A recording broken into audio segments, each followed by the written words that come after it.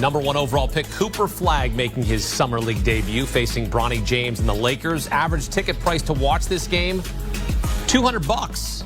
Cost you a nice little ticket there. In his debut, Flagg had a couple splashy plays, a steal and a dunk, a few nice jumpers, but overall struggled from the field, finishing 5 of 21, including 0 for 5 from beyond the arc.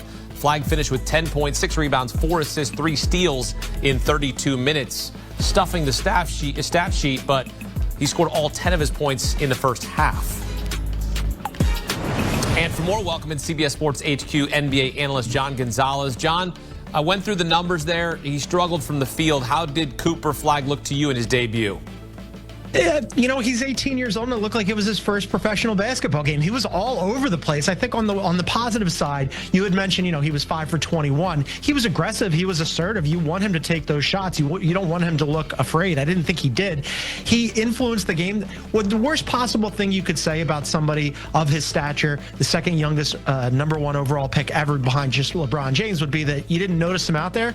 Well, you noticed Cooper Flagg out there. Wasn't always good, but there were a lot of things I thought he did well, aside from, you know, he put up the shots, didn't make them. We'll see whether or not they fall. But I thought his early defense was really good, led to a fast break dunk.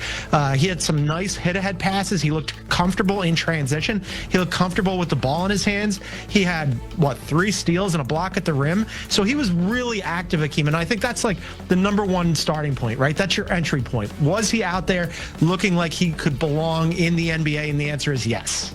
So I'm going to ask this question, and I know the answer, and this is usually not a good question to ask as an interviewer. Are you concerned that he scored no points in the second half after having 10 in the first half? No, it's the summer league. It's the second half. There you go. Again, that's always the answer, though, right? If there's any sort of situation, are you concerned about this player? No, I'm not. It's the summer league. It's always the answer. Is just plug it in. Yeah, that's exactly right. You know what's great about Summer League, Akeem, is that if you're, for whatever team you're rooting for, right, whatever players that you're paying attention to, if they play well, you go, man, that kid might have it. And if they don't play well, you go, nah, it's just the Summer League. Don't worry about it. That's exactly what it is. You're like, oh, look at Naquan Tomlin for the Cavaliers. He might have a roster spot. Yep. He pours in 30. There was a notable moment in the second quarter when Bronny was playing defense on Cooper. Bronny got called for a foul. He couldn't believe it. It was like he was looking like LeBron getting called on a foul there. Bronny James, drafted 55th overall last year. He was 2 of 8 for 8 points, which is where you would kind of expect him to finish here in a game. Had a chance to win it at the end with a 3. How do you evaluate Bronny James? Yeah, it's a little bit of a mixed bag, right? On the one hand, you know, he didn't exactly jump off the stat sheet offensively. On the other hand, I think that, like, in this Summer League so far, and that includes the California Classic and the run-up to the Las Vegas Summer League, I think he's looked more comfortable. Last year, I thought it was deer in the headlights situation where anytime he'd come off a ball screen, it looked like that he could pull, or any other NBA player would pull from deep, and he wouldn't. He'd pass up a shot. Tonight, he came off a ball screen, rose and fired right away, and he actually drained one. Misses the shot at the end of the game. Okay, that's not great. So at least he's looking more comfortable. Now, there's some problems here that you can't just paper over, right? He's 6'2", and he projects as 3 and D if he's going to make it in the league. Well, the 3, the shot really doesn't fall all that consistently. And then defensively, he's a smaller guard, and he gets hunted. I mean, you saw tonight, Ryan Nembhard, the brother of Andrew Nembhard from the Pacers, went at him and cooked him one-on-one on a crossover early. I just thought, like, that's not great if Bronny's whole calling card is supposed to be defense. And he even said it earlier a couple days ago. He said, if I'm going to stick in the league, I've got to be a really good defensive player.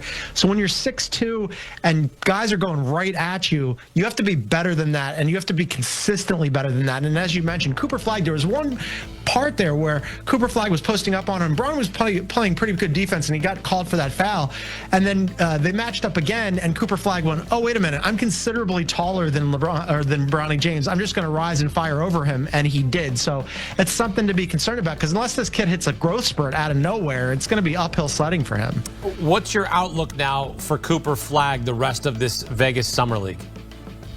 To do exactly what he did today, only make some of those shots. I mean, I would just want to see him be hyperactive, right? One of the things that you want from your, like, not just your #1 overall pick, but any really high lottery draft pick, is to be assertive, right? You don't want somebody to just be, you know, in the shadows, being, deferential to other players, not looking like they want to be the main guy, the alpha player on the team. He definitely looked like that today. Again, the shot could have been better. He even said it afterwards, where it wasn't, his typical game in terms of scoring the ball. I expect that to come. For me, it was kind of just one of those situations where you go, oh, he took 21 shots. I don't even care how many he makes. So just more of that. I want to see him be out there and be the main guy on the Mavs all summer long, because once the regular season rolls around, Akeem, he's going to have to play heavy minutes for the Mavericks alongside Anthony Davis, D'Angelo Russell, Klay Thompson, as they're waiting to get Kyrie back, because they have designs on making the postseason.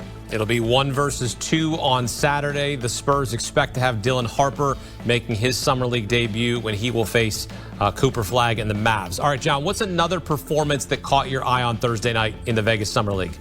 Yeah, Nikola Topic, he's been looking really good for Oklahoma City. He looked good in the Utah Summer League, and then he looked good today. I thought he was everywhere in this game. Same thing we were talking about with Cooper Flagg. You just want these kids, if they're going to project to be something in the NBA, to be active in Summer League. You want to notice them. I noticed him today. He was scoring. He was passing the ball well. He was running on the break. He was firing away from three.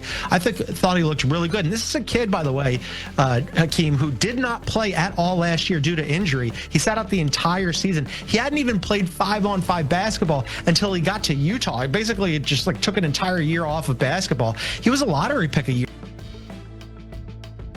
ago. They were really high on him, and now you're starting to see why. So now he might not play a ton this season. When he gets to the regular season, it's sort of similar to what happened with Reed Shepherd last year, where I thought Reed Shepherd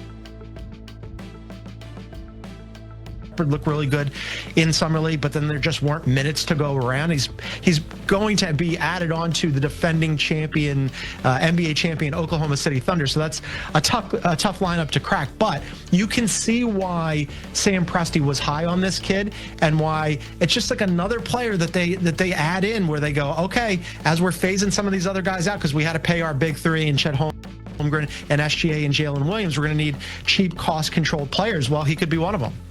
Summer League circuit offers young players a chance to secure roster spots, much like Topic here with the OKC Thunder. John, who's a team we need to pay attention to in the Vegas Summer League?